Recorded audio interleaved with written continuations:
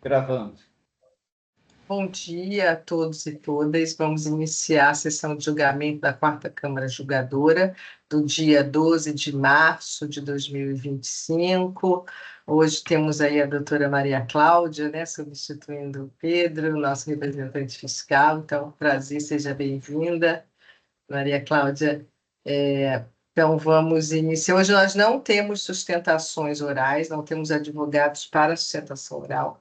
Temos uma advogada, a doutora Ana Beatriz, acompanhando o caso da COFCO International Brasil, que saiu em vista para o doutor Bergamini. Então, nós vamos iniciar por esses dois, né? Já que nós não temos outras sustentações orais.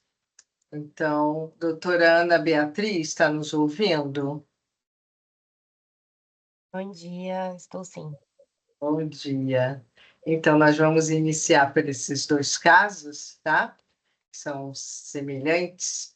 Então, é o auto de infração 5036.490 e depois o 5036.491. Os dois são da COFCO International. O doutor Flávio é o relator, que saiu em vista para o doutor Bergamini. Então, doutor Flávio, se puder fazer um breve resumo aí, né, para todos acompanharem. A doutora Maria Cláudia também não estava presente, né? E se for necessário, a doutora Ana fica aí para fazer, né, algum esclarecimento de fato. Pois não. Foi apregoado agora o final 91 ou o final 90? 90, começar pelo que está na primeira. Tá bom. 490, que vocês disseram que é semelhante, né? É Exatamente. idêntico, né? Não, é idêntico. Só falo da numeração aqui para eu quando for fazer. Primeiro pelo 490.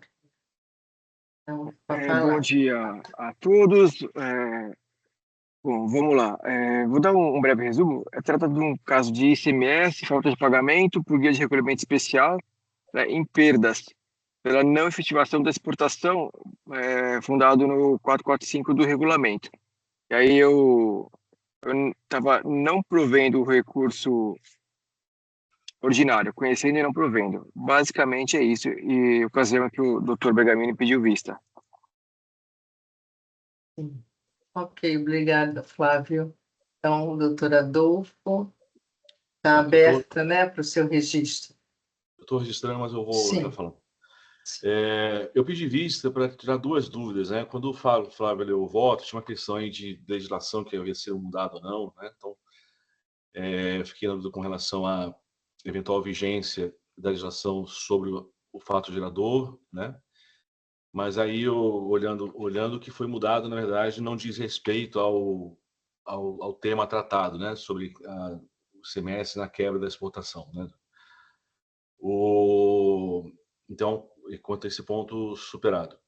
Outro ponto que me levou a pedir vista é porque quando Flávio eu voto, eu estava na dúvida se essa quebra era de fato uma quebra porque foi feita um lote de exportação e não foi exportado, ou se era aquelas perdas usuais, porque o contribuinte mencionou uma jurisprudência sobre a perda de combustível por evaporação, né? E no mercado de açúcar, eu sei que existe também essa perda no transporte, no caminhão, no estacamento, você vai perdendo ali açúcar, né? E isso é uma perda que não é saída, né? Não é uma saída, não é que teve um desvio da mercadoria que era para ser exportada e foi para o mercado interno. Então, se fosse essa mera perda, eu iria no sentido de que não tem ICMS, porque é perda, e a autuação cabível seria a glosa do crédito, não exigência do imposto, né? Se fosse perda. Mas não é, então não tem nada a respeito disso na acusação fiscal, né? Foi só uma menção de julgado no corpo da petição do contribuinte, mas não há, de fato, um argumento nesse sentido, não há laudos falando da perda técnica e tudo mais. Então, também sanada essa dúvida, eu acompanho o Flávio integralmente para conhecer o ordinário e não provê-lo. Ok, obrigada, Adolfo. Então, agora só os registros, né? Vamos aguardando. Isso aí. 490, já está aqui. Então, já está registrado. Flávio já confirmou o voto, né? Então, é no mesmo sentido do relator, conhecimento e não provido. Então, podemos encerrar os debates. Rubens, quer falar alguma coisa? Representação fiscal. Então, encerrando os debates, no caso COFCO International, final 490, verificando o quórum. Na verdade, é só o Rubens que vai confirmar a presença, os outros já estão. Então, iniciando a votação.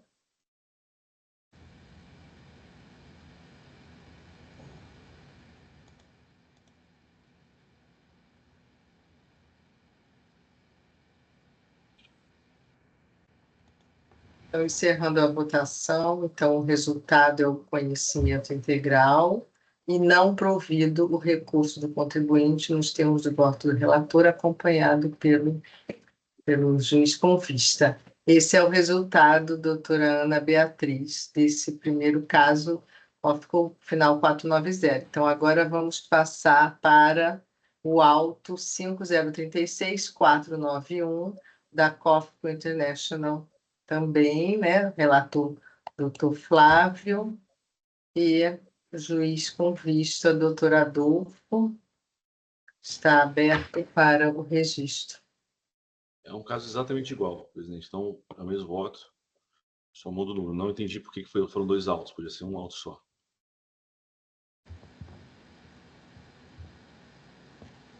Flávio, quer falar alguma coisa?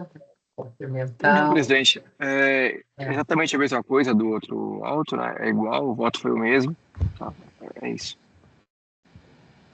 Sim.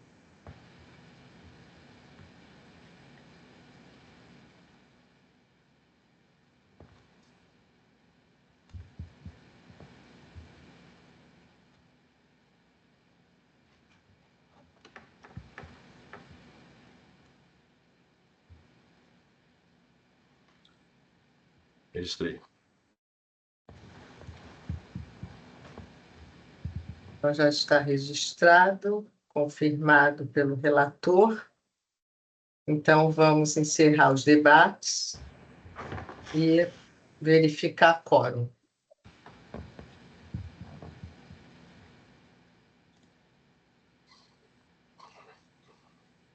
Iniciando a votação, no caso da COFCO Brasil,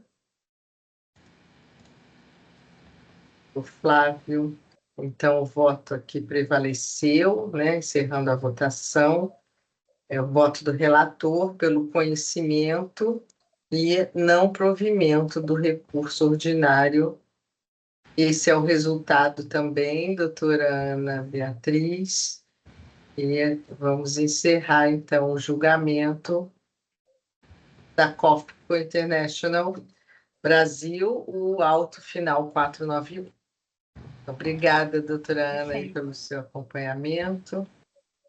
Muito E obrigada. Bom dia a todos. bom dia. Bom dia, até logo. Bom Encerrado dia. o Tchau, tchau. julgamento aqui do caso também. Votação finalizada. O outro ficou em aberto. Deixa eu só encerrar aqui. Tá, do julgamento.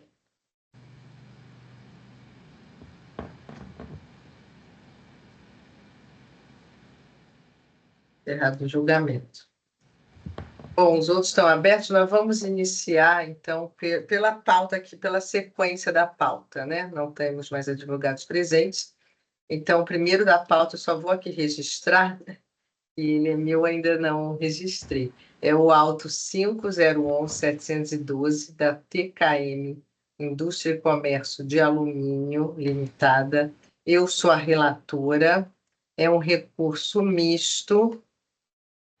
Só aqui uns minutinhos.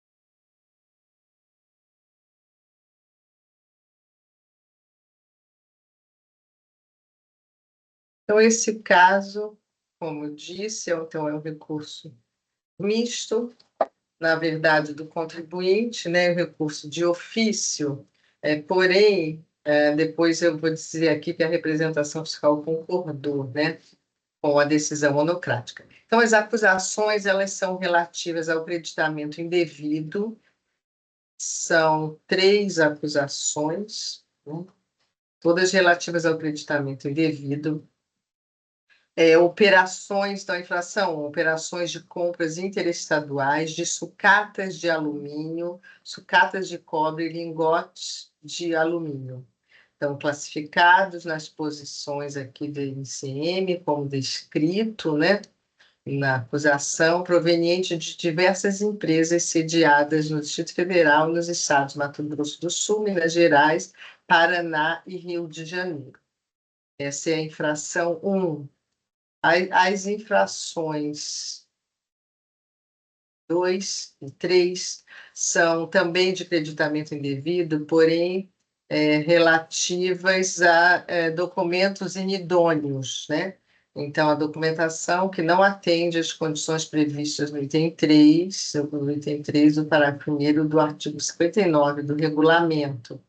A infração 2 é relativa aos documentos emitidos pela empresa Seven, né? Seven, que está aqui em inglês, Seven Metais. E a infração 3 é relativa a outra empresa, que é a empresa Reverse Brasil Eireli. Então, essas são as 3 acusações, né? Então, a representação fiscal concordou com o cancelamento parcial do item 1.1 do AINS ordial, né? E, então, pediu a manutenção da decisão recorrida. Nessa parte, também na parte, né, que foi foram mantidas as acusações fiscais. Então, e a autuada, então, argumentou que as operações realizadas com os estados de Minas Gerais e Mato Grosso do Sul também estariam contidas na exceção, porque, na verdade, no item 1, foram operações com 3 estados, né? Rio de Janeiro, Minas Gerais e Mato Grosso do Sul. A decisão monocrática excluiu as operações com o estado do Rio de Janeiro e foram mantidas com os estados de Minas Gerais e do Mato Grosso do Sul, né? Então, o recurso, ele pleiteia que esses outros 2, né, esses outros dados estariam nas regras da exceção, contida no parágrafo 4º, inciso 2, a cláusula 1ª, do Convênio 36 de 2016. Também cita as notas fiscais, algumas aqui, 3875, 5072, 6011, que estariam corretamente creditadas na conta corrente, na conta gráfica da recorrente. Também citou as notas fiscais 102 a 108, 129, 143, 164, 177, 185 e 189, que não seriam relativas a operações de compras tributáveis pelo ICMS, mas sim relativas a sobras de sucatas não incorporadas à industrialização e devolvidas ao estabelecimento fornecedor. Então, sustenta que o retorno ele teria como consequência essa anulação dos efeitos das operações, então também não seria tributável, né?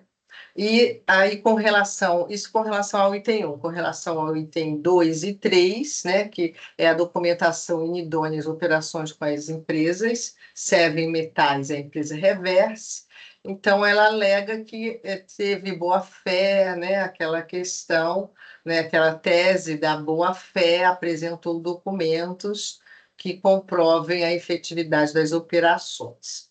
Então, eu passo ao voto, né? Esse é o relato da situação.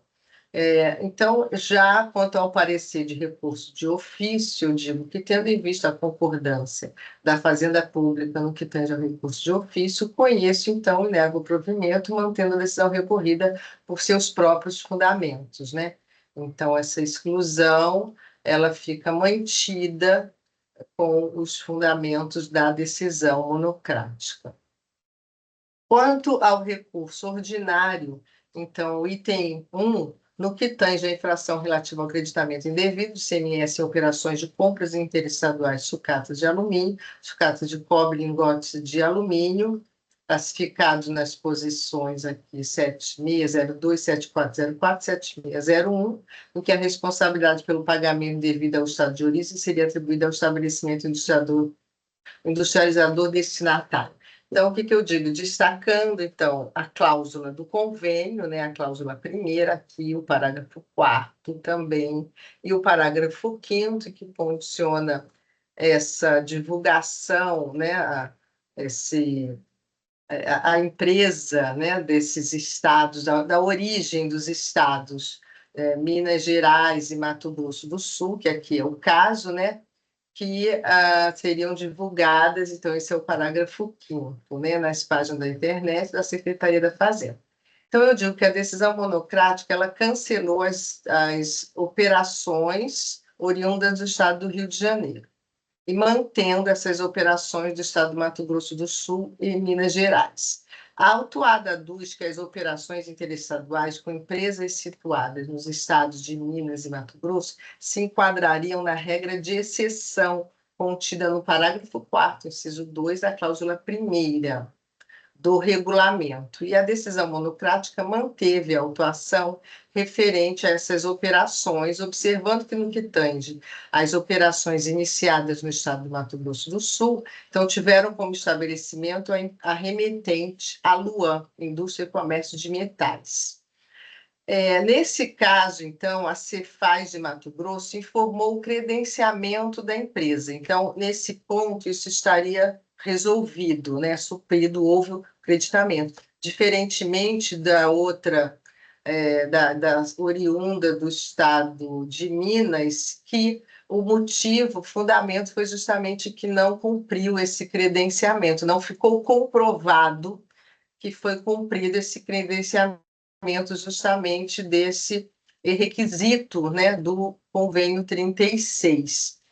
Mas, nesse caso do Mato Grosso do Sul, né, isso ficou resolvido, né, a questão do credenciamento, mas não dos itens do NCM, né, do NCM, que seria as operações do NCM 7601. Então, foram excluídas as notas fiscais, né? Os documentos foram juntados, então aqui a decisão monocrática se refere às notas que foram excluídas. Apenas, então, vou ler até aqui. Entretanto, né, o item da decisão monocrática, que se refere a essas notas. Os documentos fiscais juntados relativos a essas operações, as notas fiscais, aí menciona as notas fiscais, apenas a de número 4408, de folhas 192, possui a mercadoria com o NCM correto, 7601. Eu verifiquei esses documentos, essas outras notas, e realmente não se referem a este NCM.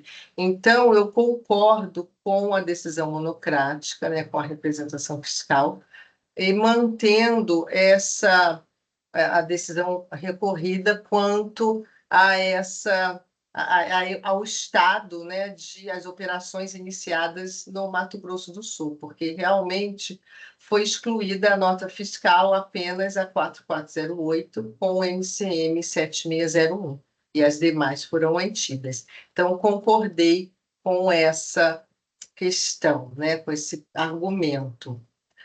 Com relação, então, ao que se refere ao estado de Minas Gerais, então, as operações foram com as empresas Mega Cabos e a TX Comércio Varejista.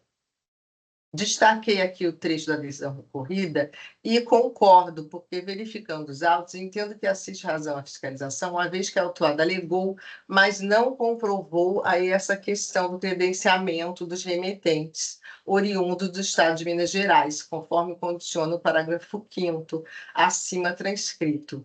Requerendo, então, né, no recurso, a autuada pede o envio de ofício ao Estado de Minas Gerais para que fosse comprovado isso. Essa autorização, né, seria através de um ofício, mas não teve a comprovação nos autos. Então, eu digo que no que diz respeito ao argumento de que algumas notas fiscais não se referem à operação de compras também, né, na questão da devolução, mas de sucatas não incorporadas à industrialização e devolvidas ao estabelecimento fornecedor, também destaco, então aí concordo também com a decisão monocrática, que o convênio não estabelece nenhuma regra, nenhuma exceção com relação a isso, né, sendo aplicada a regra geral do diferimento, né, que está previsto diferimento para o estabelecimento industrializador destinatário. Quanto às respostas à consulta que foram citadas pela recorrente com relação a esse ponto específico, né,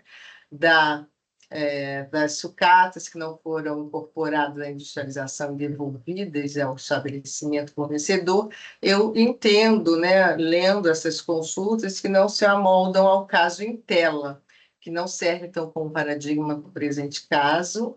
E também concordo com a decisão monocrática que não se trata de pagamento a destempo. Então, isso tudo com relação ao item 1. Eu procurei aqui especificar que é um pouco complexo esse auto de infração, tá? Essa questão aqui do convênio. Tá? Então, mantive a decisão recorrida apenas com a exclusão que já foi feita pela decisão monocrática, né? E com relação também ao credenciamento, que não foi comprovado aqui nos autos, sendo solicitado apenas que fosse enviado um ofício ao Estado de Minas Gerais, o que não ocorreu, então não ficou comprovado. Quanto aos itens 2 e 3, são as infrações sobre creditamento devido decorrente de documentos fiscais inidôneos das empresas Sebem Metais e Reverse. Então, aqui eu estou tratando de uma forma em conjunto dos dois, né, sem essa discriminação de um item ou outro, porque os relatórios, então, da fiscalização e os procedimentos administrativos de constatação de nulidade estão aqui fundamentando, né, que constataram a inexistência do estabelecimento, desses dois estabelecimentos. A autuada alega boa-fé. Então, o que eu quero aqui destacar é que realmente foram muitos os documentos, muitos mesmo. Assim, deu um trabalho, analisei, pensei bastante nessa questão, mas eu mantive a decisão recorrida. Porque, então, até aqui, de acordo com, né, o voto do julgador monocrático, né, aqui ele pesou os documentos, a prova, né, o conjunto probatório, os comprovantes de pagamento, porque há cheques, tem cheques aqui, extratos bancários, então tem bastante documento que aparentemente, assim, supostamente poderia dar esse ensejo, né, a boa-fé, mas dentro de um contexto geral, então eu destaquei aqui que não existem trocas de e-mails, contatos, negociações de preços, qualquer outra comunicação com o vendedor, quanto também os transportes também, né, foi alegado que o transporte foi pelo fornecedor, né, então, dentro do conjunto probatório, né, eu mantive a decisão recorrida. Digo que, quanto aos comprovantes de pagamento, cito aqui as folhas, né, verificamos tratar-se de cheques, está na decisão monocrática, que, embora indiquem a saída do numerário com o extrato bancário, né, não tem o nome da empresa, que seria o fornecedor, mas no conjunto, então eu entendo que não foi suficiente para comprovar a boa-fé, tá? Não há comprovação de regularidade das empresas pelo cadastro, se integra ou junto à Secretaria da Fazenda, né?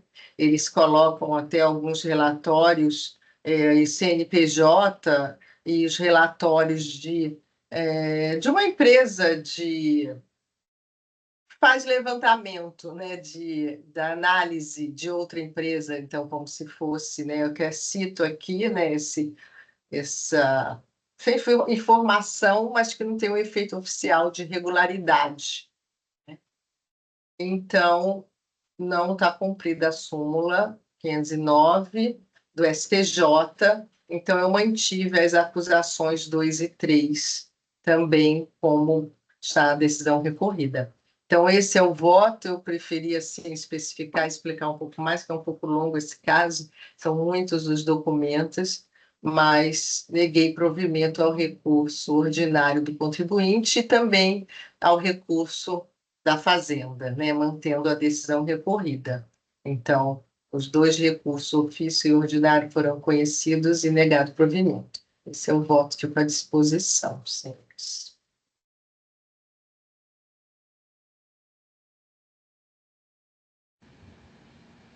É consensual, né, presidente? O de ofício, né? É, exatamente. Então, eu não tenho observações, estou acompanhando. Acompanho também. Eu também acompanho a relatora. Então, ok, eu quis especificar um pouco como são muitas as provas, né? Mas no contexto, no conjunto probatório, né? Então, negado provimento. Então, encerrando os debates, doutora Maria Cláudia quer falar alguma coisa? Não, nós concordamos, né, porque tem 2 partes, tem 2 convênios envolvidos, que um convênio não se aplica ao Rio, e o outro convênio ele não se aplica a algumas operações de alumínio que foram excluídas. Então, a gente está concordando. Eu parabenizo pela análise aí dos documentos em relação aos itens remanescentes, que está muito bem feita. Concordamos. Ok, obrigada, doutora Maria Cláudia. Então, encerrando os debates.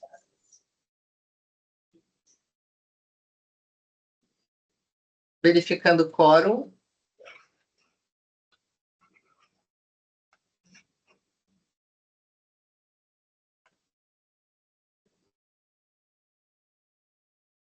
Iniciando a votação.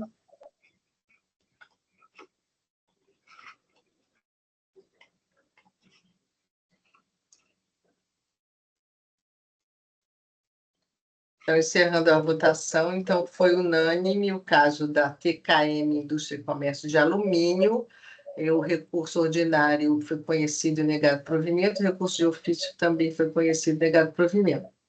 Agora, eu tenho aqui uma dúvida para perguntar para vocês. Tem aquela questão, sempre aparecem as situações especiais, recapitulação da infração ou penalidade sem redução. Porque como neguei provimento ao recurso de ofício, mas eu acho que não é esse caso aqui, né? Que não, né? Do que Mas não está. teve, não teve recapitulação, né? Não houve, porque diz assim, houve recapitulação de infração ou penalidades em redução, não. Houve a redução do crédito porque está sendo negado provimento, mas não é o caso de assinalar isso. Porque em algumas situações pode haver recapitulação sem redução, mas ainda assim a representação fiscal ou o contribuinte podem discordar, né? Mas, por exemplo, quando não há redução, não abre possibilidade, assim, em tese, para a representação fiscal recorrer, mas ela pode recorrer dessa alteração na capitulação, né? Porque eu não entendo por que aparece aqui para essa observação, para isso, né? Para as partes poderem recorrer, né? Por exemplo, mudou a capitulação da infração da penalidade, mas não reduziu. E quando não reduz, o sistema não intima a representação fiscal a recorrer, porque ela não tem interesse se não teve redução. Né? Mas se houve recapitulação ou exclusão do solidário, esse tipo de coisa, a exclusão também tem que abrir para a representação recorrer, se ela quiser. Mas como não houve redução do crédito, tem que ter uma coisinha especial lá para abrir prazo para recorrer. Rubens, eu acho que você está certo, Rubens. Mas isso tudo é se a gente faz isso aqui, né? Agora, se vem da primeira instância e a gente só mantém, que é o caso, precisa assinalar também para abrir prazo para recorrer ou não? Pois é, acho que não, né? Se a gente faz isso aqui, se a gente reforma a decisão de primeira instância para eventualmente fazer redução ou recapitulação. Então, Adolfo, mas eu acho que, por exemplo, na primeira instância, no julgamento de defesa, vamos supor que o julgador recapitulou ou excluiu o solidário, esse tipo de coisa. Eu não sei se ele recorre de ofício, tá? Bom, em tese teria que recorrer, porque o recurso de ofício é decisão desfavorável à fazenda, Porque não quando exatamente se reduzir crédito. a exclusão do responsável solidário, acho que a gente, mesmo que venha lá da primeira instância, né, eu acho que é para assinalar isso. Né? E Acho que aí tem razão. excluiu. Acho que vocês dois têm razão, porque, na verdade, porque nesse caso nosso, a Reprei concordou, mas ela poderia não concordar. Aqui nesse caso não é para assinalar, né? Não teve. Nesse caso, não. Não teve alteração assim de capturação ou exclusão do solidário, né? Rubens, que estava na assistência, sabe bem esse detalhe. Eu sempre fico na dúvida com esse item aqui de não marcar, mas a gente já marcou uma vez acho que foi exclusão, não me lembro. Essa foi solidário, né? E nós mantivemos o que já estava na primeira instância. Sim. E como acho que é difícil, né? Vir uma solidariedade correta, é sempre aquela loucura, né? Muitas vezes a gente exclui mesmo por problema formal, né? Não indicou errado, aquelas coisas. Tá, então encerrando aqui o julgamento desse caso, então vamos passar para o segundo da pauta, que é a EBF Bebidas Limitada, o auto 5035348, relator Rubens. Por favor, com a palavra, não temos sustentação oral. Obrigado, presidente. Aqui se trata de uma IN com 11 acusações fiscais. As de 1 a 4 são acusações de recebimento de mercadoria acompanhadas por documentação fiscal inábil e são atribuídas a estabelecimento de existência simulada, imposto exigido por solidariedade. Os itens 5, 6, 7, 8 é falta de pagamento do CMS-ST em relação às mesmas operações. Itens 9, 10 e 11, crédito devido e entrada de mercadoria acompanhada de documentação fiscal inábil, de emissão atribuída a estabelecimento de existência simulada. Provavelmente aqui não tinha imposto exigido. Eu vou passar direto ao voto, tá bem? O autuado, ele inicialmente alega nulidade da decisão recorrida por suposta ausência de análise de provas, mas foi tudo corretamente analisado, não existe qualquer tipo de omissão.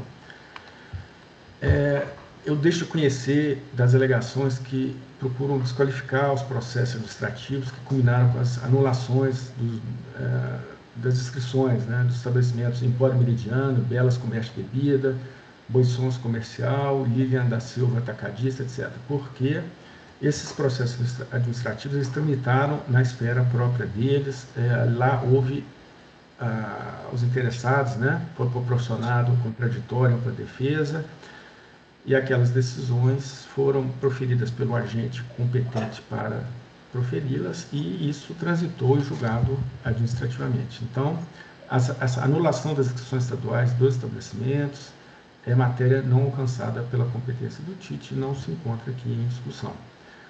Todos os estabelecimentos acima se encontravam em situação irregular à época das operações autuadas e toda a documentação fiscal a eles atribuída referentes ao presente AIN é inábil. A legislação aplicável, eu transcrevo aqui, não vou citá-la, bem conhecida, dos artigos 59 e 61 do RICMES. É indiferente o momento em que a fraude foi apurada e julgada pelo fisco, né? Essa declaração não tem efeitos constitutivos, a declaração de nulidade, apenas declaratórias, né? O artigo 21, inciso 1 da 6374 diz que a inscrição do cadastro contribuinte é nula a partir da data da sua concessão em caso de simulação de existência do estabelecimento. O 22A da 6374 atribui ao contribuinte o dever de exigir dos seus parceiros comerciais a comprovação da sua regularidade fiscal. A cobrança do imposto por solidariedade nesses casos, ela tem previsão inicialmente no artigo 184, inciso 1 do RICMES, e considera desacompanhadas do documento fiscal as prestações acompanhadas do documento fiscal inábil, assim entendido que ele for emitido por contribuinte em situação irregular perante o fisco. E o artigo 11, inciso 11, combinado com o parágrafo 1º do RICMES, diz que são responsáveis pelo pagamento do imposto solidariamente as pessoas que tiverem interesse comum na situação, e presume-se interesse comum no receber de mercadoria desacompanhada de nota fiscal. Então, a legislação tributária considera que o contribuinte recebeu mercadoria desacompanhada de nota fiscal e a legislação lhe atribui a responsabilidade pelo pagamento do imposto nessa situação.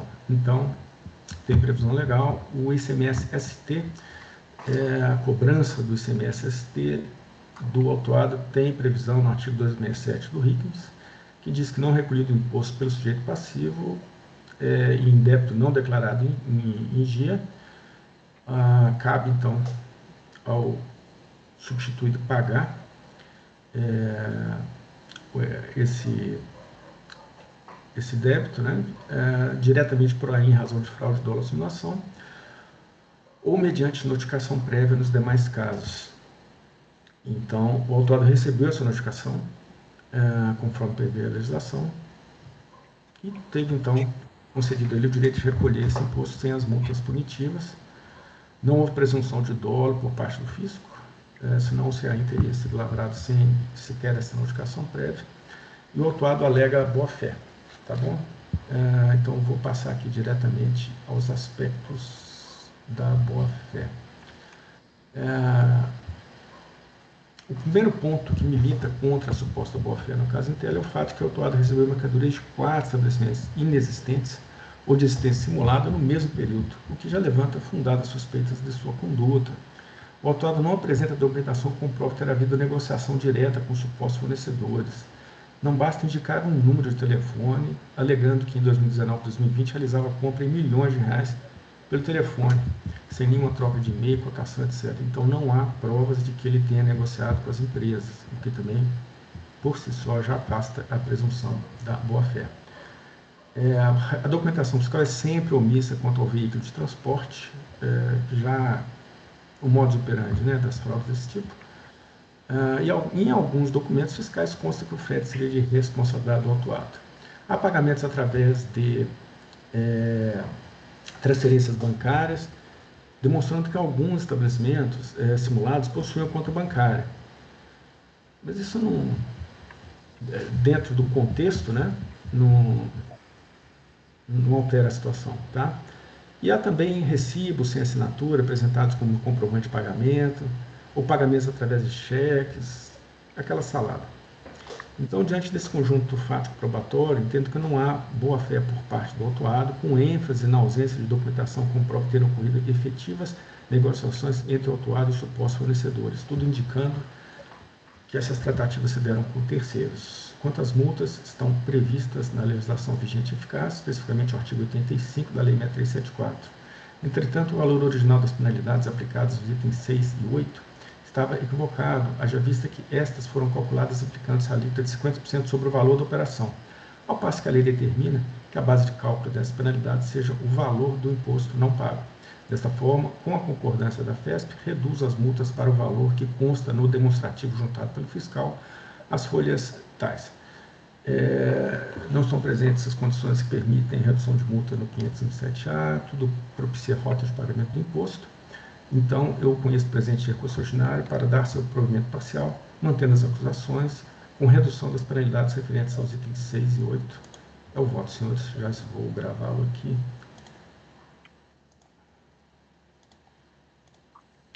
Gravado.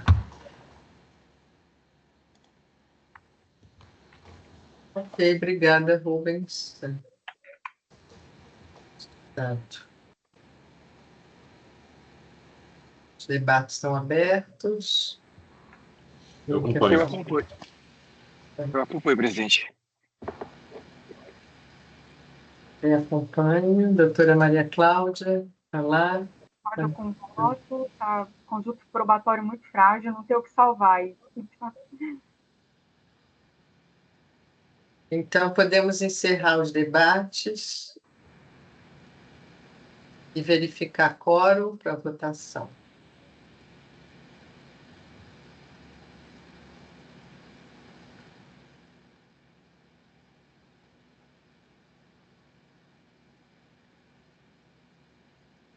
Iniciando a votação.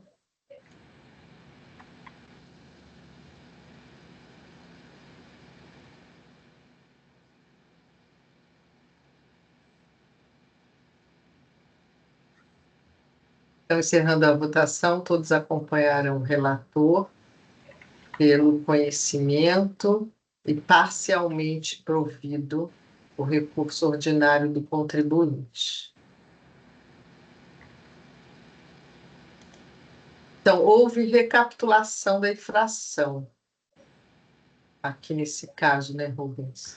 Me parece que foi só a base de cálculo. Só. Então, mas é aquele se quiser artigo destacar, 85, né? Se quiser destacar aquele quadradinho, sem problema. Eu acho melhor, né? Tá? Não que tenha havido, se não me engano, não houve uma recapitulação, mas apenas dizendo aplicou, que a regra, a capitulação aplicada não era 50% do valor da operação, e sim um outro valor lá. Se não me engano, foi isso. Valor.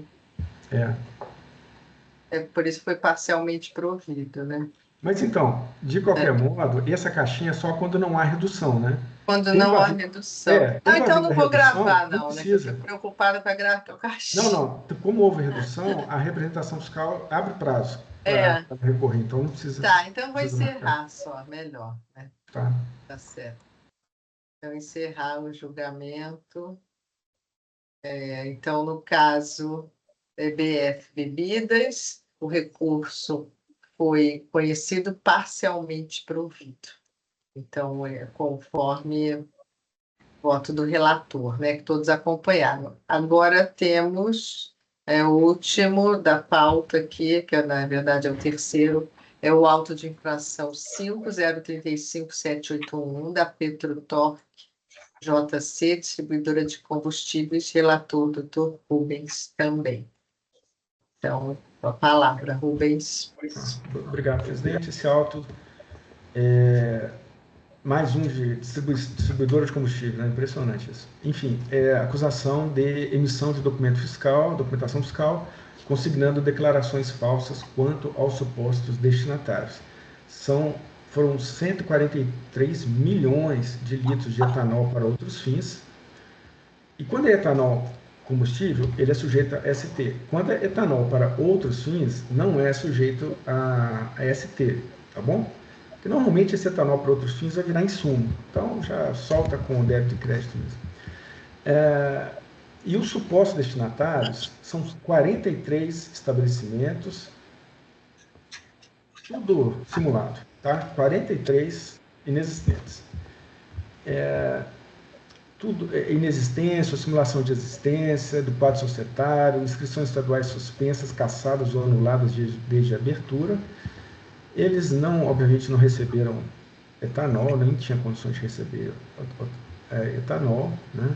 Não tinha tanque, prédio abandonado, endereço inexistente, enfim, aquele cenário, né? E as supostas transportadoras indicadas na documentação fiscal também são inexistentes, certo?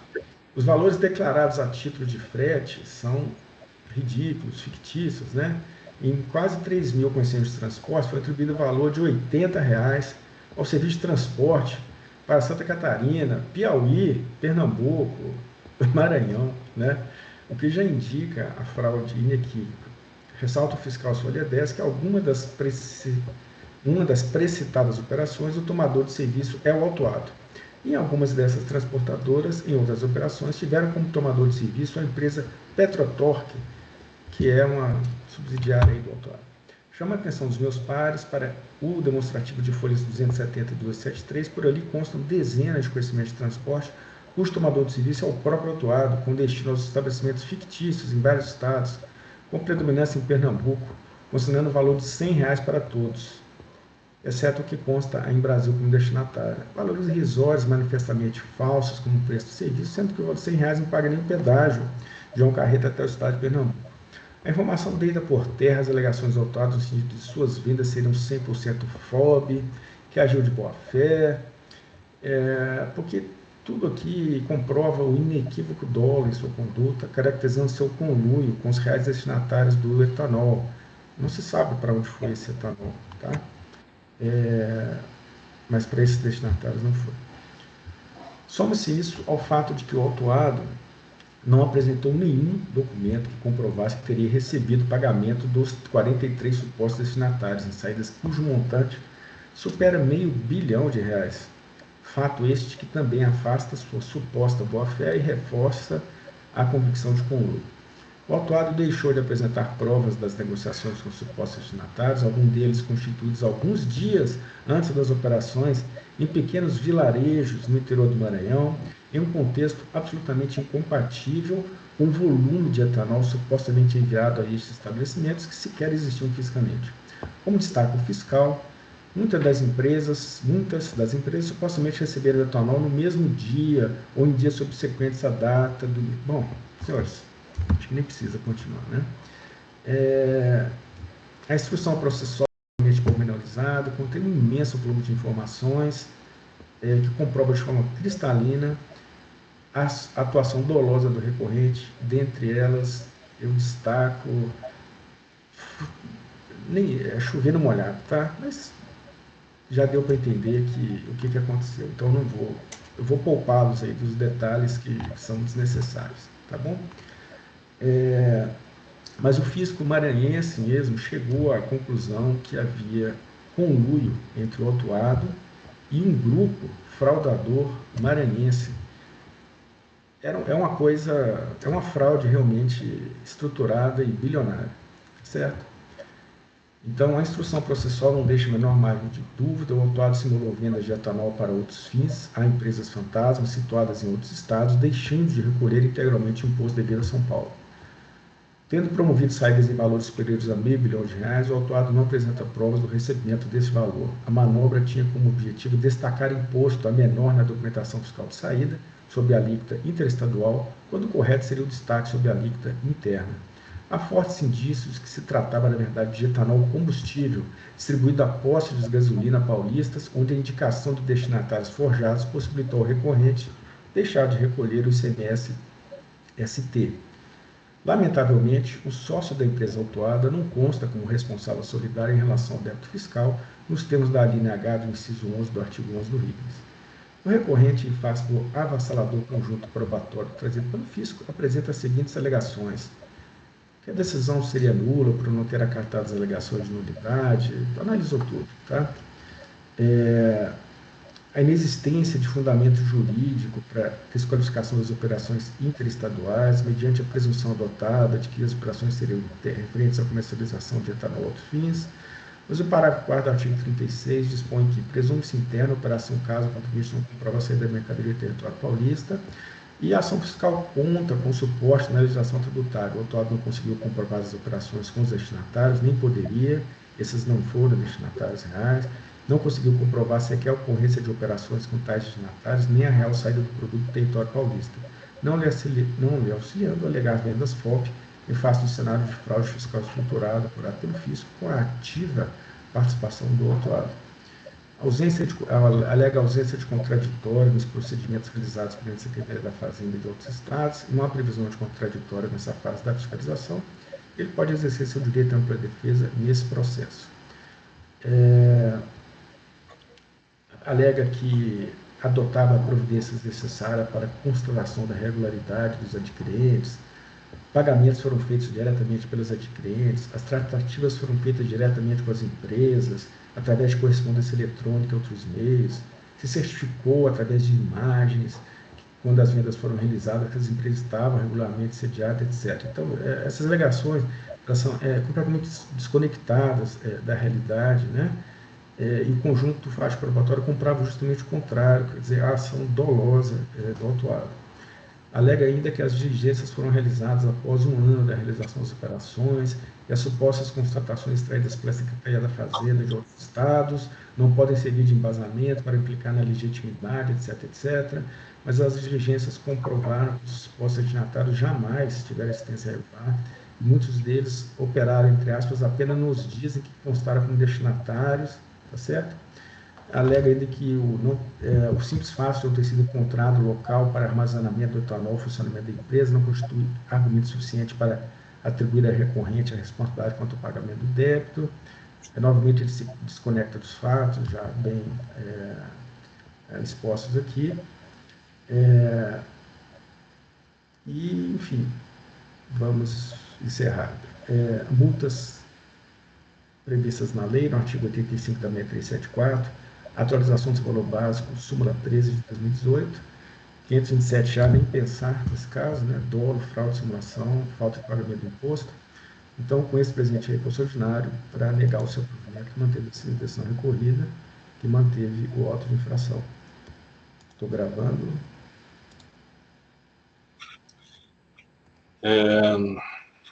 Obrigada, Rubens. Presidente, o Rubens, ontem, no final do dia, noite quase, a advogada me mandou memoriais e eu vi que o processo tem quase 14 mil folhas. Então, eu só queria dar uma olhada no processo, vou pedir vista. Ela mandou memoriais só para o senhor? Sei lá. É o meu perfil de votar como contribuinte, né? Sei lá. Uhum.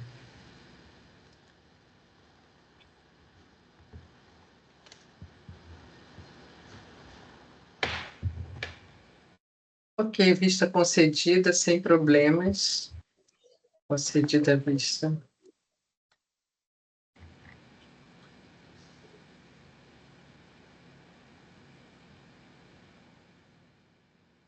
Então, caso Petrotorque, JC, auto 5035.781, saem vistas. Mais alguma solicitação? Alguém quer falar alguma coisa? Esse é o último processo da pauta de hoje, né? Então, encerramos o julgamento desse caso, saindo em vista, e com isso encerramos a pauta de hoje.